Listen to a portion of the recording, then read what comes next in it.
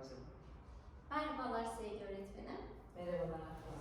Öncelikle bizi misafir ettiğiniz için, bilgi ve deneyimlerinizden yararlanmak için bu paylaşımı kabul ettiğinizden dolayı teşekkür etmek istiyorum size. Bildiğiniz gibi yapılan araştırmalar, göçmen nüfusu, yerel nüfusu oranla daha fazla eğitim engeliyle karşı karşıya kaldığını gösteriyor bizlere.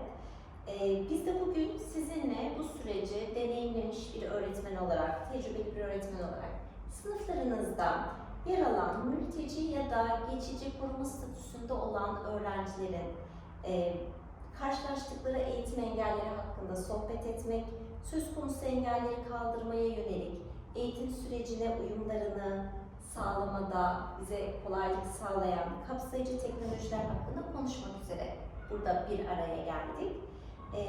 Ve verdiğiniz bilgiler, paylaşımlar neticesinde bir çözüm önerisi sunabiliriz, belki önerilerde bulunabiliriz. Bu konuyla ilgili size birkaç sorum olacak. Öncelikle bize kendinizden bahseder misiniz?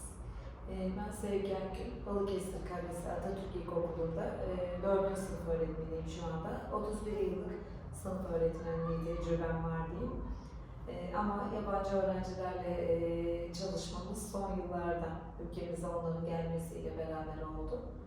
Sizler de biliyorsunuz. Ben teşekkür ediyorum ayrıca bu görüşmeyi benimle yaptığınız için. Teşekkürler hocam. Sevgili öğretmenim, sınıfınızda mülteci ya da geçici koruma statüsünde öğrencileriniz var mı? Evet, şu anda 36 kişilik bir sınıfta 3 tane yabancı öğrencim var. Bunların ikisi Iraklı, birisi Afganistanlı. 2 erkek, 1 kız, 3 tane yabancı öğrenci. Peki okuldaki öğrenci dağılımı nasıl?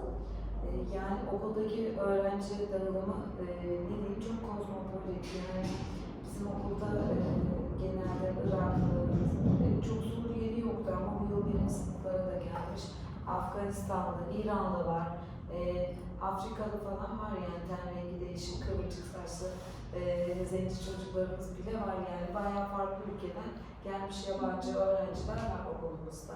Her sınıfta ikişer, üçer öğrenci. Yani bizim birinci sınıftayken her şubede 3'er tane vardı ama tabii bazı sınıflarda hiç kalmadı. Bazı sınıflarda 2 var, 1 var ama benimkiler geldiler, gitmediler. 3 öğrencim devam, 4. sınıfa kadar geldik yani. Evet. Peki sevgili öğretmenim, bu öğrencilerinizin sınıfınıza daha iyi uyum sağlayabilmesine yardımcı olmak amacıyla herhangi bir işaret, görsel ya da sembolden yararlandınız mı? Başlama sürecinde ya da şu an halen kullanmakta olduğunuz görseller var mı?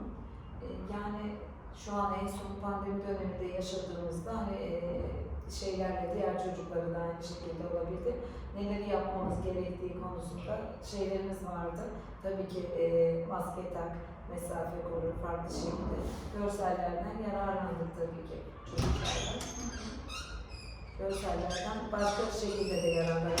Yine mesela ağaçla, ormanla, ondan sonra farklı dünyanın her yerinde olabilecek belli şeyler, oyunlar gibi belli semboller zaten herkese aynı şeyi ifade ediyor. Tabii ki de bilmedikleri zaman onlardan yararlanıyoruz. Yani hem el işaretlerimizden hem de görsel şekilde ekrandan ya da kağıt üzerinde onlarla tarif ediyoruz, anlatıyoruz onlara. Peki. Bu öğrencilerimizin okula uyum ve adaptasyon sürecinin daha yeterli olabilmesi için herhangi bir özel teknoloji kullanıyor musunuz, yararlanıyor musunuz? Yani şöyle değişik etkinliklerimizde farklı web araçlarını kullanıyoruz. Diğer öğrencilerin hazırladığı şeylerde mesela çok kuru kuruya anlatmaktansa bir görselle, bir videoyla herhangi bir şeyle anlatılan bir şeyler onların da çocuk olmasından dolayı daha çok dikkatlerini çekiyor. Belki algılamalarına, anlamalarına daha yararlı oluyor diye düşünüyorum. Kullanıyoruz yani bunları bu şekilde farklı. Ben de derslerimi anlatırken de kullanıyorum. Çocuklara da hazırlatıyorum. Onlarınkileri de buradan açıyoruz, gönderiyorlar yani. Oradan da yararlanıyoruz. Daha çok akıllı tahta. Evet, İşimize yarıyor yani. Evet, daha çok akıllı tahta işimize yarıyor. Daha eskiden projeksiyon gibi teknolojiler kullanırken şimdi daha çok akıllı tahta. Örneğin bir de şey var mesela, ben çocuklara ödevleri ve haftalık çalışma programlarını bir sınıf mail grubum var. O sınıf mail grubundan atıyorum. Onlar da ödevlerini yaptıktan sonra fotoğraflarını çekiyorlar, kolaj haline getiriyorlar ve bana gönderiyorlar. Ondan sonra oradan da şey yapıyoruz yani, ve yabancı öğrencilerimden de bir tanesinin, hatta iki tanesinin mail adresi var yani. Onlar da kullanıyorlar bir şekilde, iletişim elektronik posta yoluyla da sağlayabiliyoruz. Peki öğretmenim, bu göçmen öğrencilerin sınıf içi etkinliklere katılım düzeyini nasıl değerlendiriyorsunuz? Etkileşim süreci nasıl sınıfta, akranlarıyla, sizlerle? Şimdi şöyle, tabii kaç seneden beri böyle şey geliyor. Birazcık çok en büyük sorun değil zaten, sizlerin de bildiği gibi. Dile çok hakim olamadıklarında karşılıklı anlaşmakta biraz daha sıkıntı hani oluyordu, ama epey yol aldık artık. Türkçe'ye de iyice daha hakimler, güzel de okuyorlar yani, şey de yapıyorlar. Hani biz onlara çok ayrıcalıklı değil, sınıfımızdan biriymiş gibi zaten, normal olanı da o. Kaynaştırarak, akranlarıyla birlikte, oyunlarla, ondan sonra normal derslerde okuyarak, dinleyerek, yazarak, yaparak katkıda bulunmaya çalışıyoruz. Arkadaşları da aynı şekilde çok yardımseverler o konuda. Ben özellikle de hani onlara diyorum, hepimiz insanız. Bugün daha insan hakları dersinde farklılıklara saygı duymayı, sarı ördeklerin arasındaki siyah ördeklerin de yüzme konusunda başarılı olabildiklerini daha bugün üzerinde durduk, değindik. O konuda çocuklar da çok mutlu. Hani o öğrencilerin de, diğer öğrencilerin de, yani bizde hiçbir fark yok. Hepimiz aynıyız yani. Onlar da burada bu fanusta diyeyim, bu akvaryumda mutlular. Öyle gözlemliyorum, bilmiyorum. Evet, ne güzel. Peki öğretmenim, bu öğrencilerimizin sınıf ve okul etkinliklerine katılımını arttırmak için ne tür yol, metot, yöntem kullanıyorsunuz? Nasıl teknolojinin hangi kanallarından yararlanıyorsunuz? Bir projeden bahsetmiştiniz. Evet. Biz şimdi yani 4. sınıftalar, 3 yıldır farklı projeler yürüttük. 1. sınıfta bir SOS projesi yürüttük. Burada da nesli tükenmekte olan bir hayvan türü yakınımızda, bir de kurumakta olan bir sulak alan, mesela Manyas Gölü'nü ve Tepeli Pelikan'ı seçmiştik biz. Bir proje programı çerçevesinde bununla ilgili araştırmalar yaptık. Değişik çocuklar resim yaptı, boyadılar, tişört bastık, üzerine baskıyla burada o tişörtleri giydiler. Ondan sonra ne bileyim, onlar da hep beraber o projenin içerisinde ortak oldular.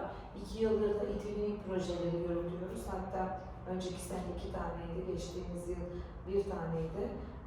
Onlardan da ulusal ve Avrupa kalite etiketlerini aldık. Hatta bugün okulun son günü olmasından dolayı gene proje şeylerimizi, öğrenci kalite etiketlerini dağıttık onlara. Onlar da ellerinden geldiğince bu etkinliklere anlayabildikleri, yapabildikleri, başarabildikleri kadar katılmaya, farkındalık yaratmaya çalışıyoruz onlarda. Ki çok fazla olmasa da, az da olsa yine yani bir şeylerin farkına varıyorlar diye düşünüyorum, bilmiyorum elimizden geldiğince. Peki bu proje çalışmalarında teknolojiden nasıl yararlandılar? Proje çalışmalarında şöyle mesela, projemizle ilgili kelime bulutu oluşturdular. Örneğin Word'da falan. Voki ile seslendirme yaptılar. Chatterpix'le gene hani böyle keserek, konuşturarak ördekleri, farklı şeyleri buralardan seslendirme yaptılar.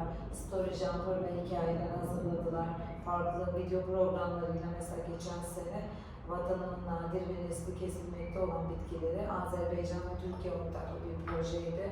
Onda falan işte etkinliklerimize katıldılar, videolar çektiler mesela. Orada da nesli tükenmekte olan bitkilerden araştırmalar yaptılar. Sunular hazırladılar, farklı tekniklerle sundular yani böyle.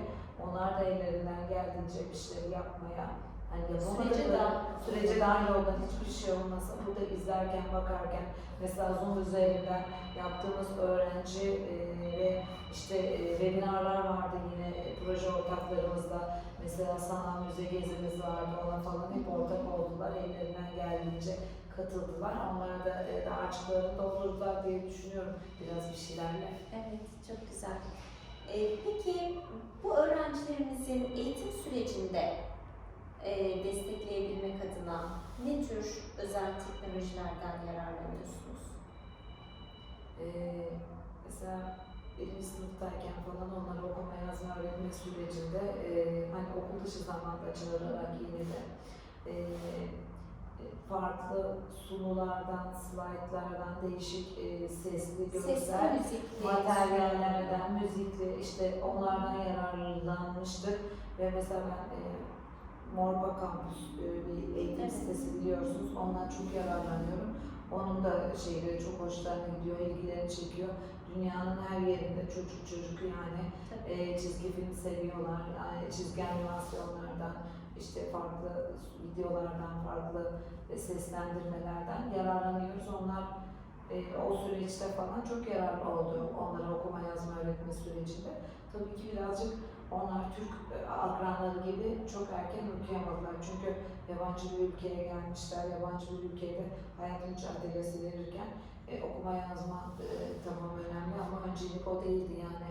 Birinci öncelikleri belki karınlarını doyurmak, barınacak bir yerlerinin olmasıydı belki. Bir de annelerin çok iyi dile hakim olmamalarından dolayı, evlerinde bazen televizyon olmamalarından dolayı ya da oluyorsa da kendi dillerini izlemelerinden dolayı sıkıntıları hani oldu, yaşandı yani ama bir şekilde aşıldı. Bilmiyorum yani geçen sene canlı dersleri falan katıldılar 2 tanesi, biri katılmadı ama yani düzenli bir şekilde Zoom üzerinden evet EBA-Can'dan derslere katıldılar. Mesela Afgan öğrencim benim çok kardeşli, 7 kardeş falan belki 5 tanesi falan okula gidiyor. Hepsine de şey lazım, yeteri kadar yani destek istedik ama bilgisayarda bir sırayla geliyorlardı ablalarıyla, abileriyle. Mesela buradan istedik. Hani tabletler dağıtıldı edildi ama sıra onlara bir türlü gelmedi maalesef. Evet, bu tür sıkıntılar çok Evet. yaşandı. Evet. Peki, son olarak sınıfınızdaki kapsayıcı teknolojilerin daha etkili kullanımı için kendinizin ek bilgi ve becerilerinizi geliştirmeye ihtiyaç duyuyor musunuz? Bu konuda ya da ne tür bir ek bilgi ve beceriye gereksinim duyuyorsunuz? Şimdi sizinle konuştuğumuzda da bazı şeyleri böyle çok ne diyeyim iyi yaptığımı zannediyordum ama eksiklerim olduğunu biraz da aslında konuştuğumda daha iyi fark ettim. Mesela ben kendi adıma bu pandemi sürecinde falan değişik vakıf, Maya Vakfı vardı, onun etkinlikleri vardı mesela Güneydoğu'da kurulmuş özellikle yabancılarla falan çalışıyorlardı. Onlarla ilgili şeylere katıldım, etkinlikler vardı online etkinliklere katıldım oralarda mesela onların bazı etkinliklerini de burada gerçekleştirmeye çalıştım öğrencilerimle beraber. Bu tür hani duyduğum eğitimlerde, farklı şeylerde yine Etvinnik platformunda gruplar var orada mülteci öğrencilerle ilgilenen öğretmenlerin grupları, onların paylaşımları ile ilgili bilgi paylaşımı alma verme konusunda oralardan hani yararlanmaya çalışıyorum ama bu konuda ben ve benim gibi milli eğitimde birçok öğretmen arkadaşıma eksiğimiz olduğunu düşünüyorum. Bununla ilgili farklı eğitimlerin bizlere verilmesinin yararlı olacağı düşüncesindeyim yani şu anda.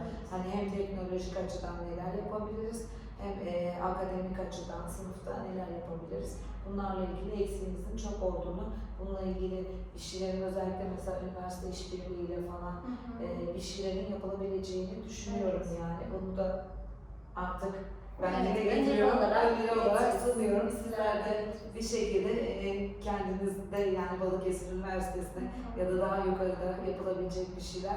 Şimdi ben daha farkına vardım sizinle konuşurken. Evet, bir önceki sohbetimizde daha detaylı konuşup tartışmıştık bu süreci. Tüm aşamalarıyla, diğer müdürlerimiz de dahilinde. Evet. Çok teşekkürler. Ben çok teşekkür ederim. Eklemek istediğiniz herhangi bir şey var mı son olarak? Son olarak eklemek istediğim herhangi bir şey, dünya hepimizin, bugün onlar yarın belki de bizde olabilir. O yüzden kocaman şemsiyemizin altında hepimize yer var diye düşünüyorum yani. Hepsini kucaklıyoruz, hepsi bizim çocuklarımız. İnşallah çocuklar mutlu, güldüğü zaman dünya da mutlu olacak, dünya da gülecek inşallah. Umarım. Teşekkürler. Ben Çok sağ olun. teşekkür ederim.